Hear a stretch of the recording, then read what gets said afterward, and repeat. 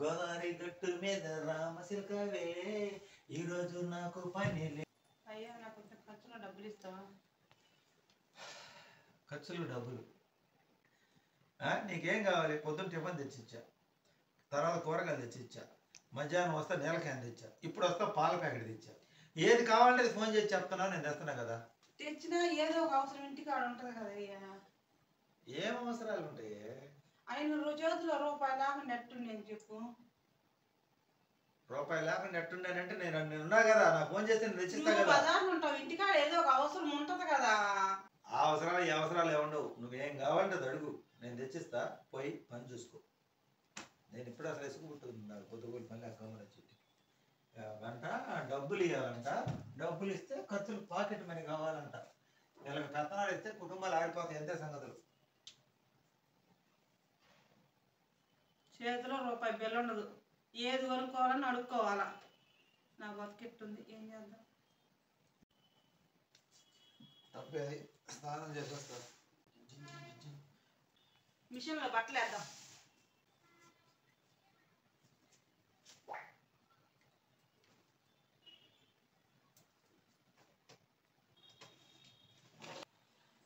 డబ్బులు ఇమ్మంటే ఇవ్వడు కదా, ఈ డబ్బులైనా నేను దాచి పెట్టుకుంటా.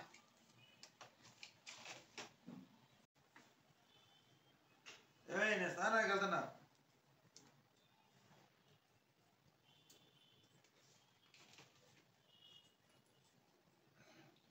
స్నానానికి పోతున్నా.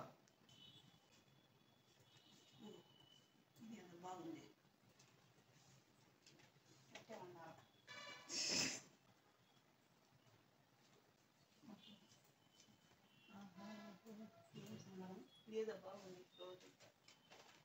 మామూలుగా డబ్బులు అడిగి తీస్తారా? ఇవ్వరు కదా. అందుకని ఇలాంటి అవకాశం వచ్చినప్పుడు ఇలా దాచిపెట్టుకోవాలి. చూసారా, జేబులో మర్చిపోయాడు. మంచిగా అడిగితే అసలు రూపాయి బిల్లలు అవసరం లేదు.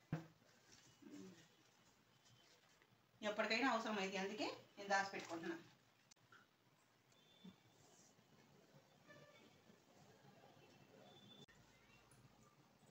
ఏమైందయ్యా తల పట్టుకుని కూర్చున్నావు? ఏం లేదే, షాప్ రెంట్ కట్టా, ఇంటి రెంట్ కట్టా, అంతా అయిపోయింది. కరెంటు బిల్లు కట్టా మర్చిపోయాను. నా దగ్గర డబ్బులు పని 2 రోజులు పని రాలా. ఎంత కట్టాలి కరెంటు బిల్లు? కరెంటు బిల్లు 900 కట్టాలి. అందుకే ఆడవాళ్ళ డబ్బులు ఇస్తే నేను పొదుపు చేసి ఇచ్చేదాన్నిగా. నువ్వు ఖర్చులు కడుగుతున్నావు అనుకున్నా కానీ ఇంట్లో దాచి పెడతాను. ఎప్పుడు చెప్పాను నాకేమన్నా? ఉండి ఒక్క నిమిషం వస్తా. ఇగో తీసుకో. ఎంతో నీకు తెలియదు కానీ లెక్కేసుకో. డబ్బులంతా ఎక్కడే నీకు? అడిగితే ఇవ్వలేదు. నువ్వు జేబులో మర్చిపోయే డబ్బులని దాచి పెట్టినా. జేబులో డబ్బులు దాచి పెట్టావా? 900 ఉన్నాయా? 900 ఉన్నాయి, ఎక్కువనే లెక్కేసుకో. ఉండేలే, 1000 రూపాయలు ఉన్నాయి. ఇంత డబ్బులు దాచి పెట్టుకున్నప్పుడు నాకేయటం ఎందుకు? కావాల్సి నేను కొనుక్కోవచ్చు కదా. ఆడది రూపాయి పొదుపు చేస్తుందంటే తన స్వార్థం కోసం కాదు, కుటుంబ అవసరాల కోసం పొదుపు చేస్తుంది. జేబులో డబ్బులు మనకు తెలియకుండా తీసుకుని వాళ్ళు దాచిపెట్టినా అది మన అవసరాల కోసం ఇస్తారు. ఏదైనా ఆపదలు ఉంటే అదే ఇంటి వెళ్ళాలంటే. అందుకని మన ఇంట్లో డబ్బులు ఇలా చేతికి ఇస్తే మన అవసరాలకి జాగ్రత్త భద్రంగా దాచిపెట్టిస్తారు కానీ వాళ్ళు ఖర్చు పెట్టుకోరు. అందుకే ఇంటికి ఇల్లాలే దీపం అనేది కదా. మనం ఎంత ఇచ్చినా కానీ ఖర్చు పెట్టుకోవడానికి వాళ్ళకి అవసరమైన కాడికి ఖర్చు పెట్టుకుంటారు, మిగతా పొదుపు చేసేస్తారు. కాకపోతే మనమే నమ్మం వాళ్ళు అనవసరంగా దుబారా ఖర్చు చేస్తారని. మనం ఎంత డబ్బులు వాళ్ళ చేతికి ఇచ్చినా వాళ్ళ అవసరాలు సరిపడా ఖర్చు పెట్టుకొని మిగతా దాచిపెట్టి తిరిగి మన అవసరాలకు ఇస్తారు తిరిగి. అది ఇల్లాల గొప్పతనం. అందుకనే మనమేమనుకుంటామంటే వాళ్ళు జలసాలు చీరలు కొనుక్కోవడానికి అవి కొనుక్కోవడానికి అనుకుంటాం. వాళ్ళు అట్ట కాదు.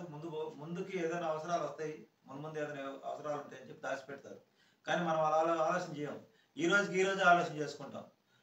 రాబోయే రోజుల గురించి మనం ఆలోచన ఇల్లాలు మటుకు అలా విధంగా ఇంటి ఇల్లాలు ఆ విధంగా ఆలోచన చేస్తాయి. అందువల్ల కుటుంబానికి మన రాజు అయితే మంత్రిలాగా సలహా ఇచ్చేది ఇల్లాలు. దీన్ని బట్టి అర్థమైంది ఏంటంటే మన దగ్గర డబ్బులు ఎక్కువ ఉన్నప్పుడు ఇంటి ఇల్లాలకు కానీ ఇచ్చినట్టయితే ప్యాకెట్ మనీ వాళ్ళు అడిగినప్పుడు వాళ్ళ అవసరాలకి మన అవసరాలకి తిరిగి వాళ్ళు ఇస్తారు దాచిపెట్టి. మా వీడియోలు నచ్చితే లైక్ చేయండి, షేర్ చేయండి, సబ్స్క్రైబ్ చేయండి. ఫస్ట్ టైం ట్రై చేసాం ఈ స్క్రిప్ట్. బాగుంటే అందరూ ఆదరించండి. Bye bye.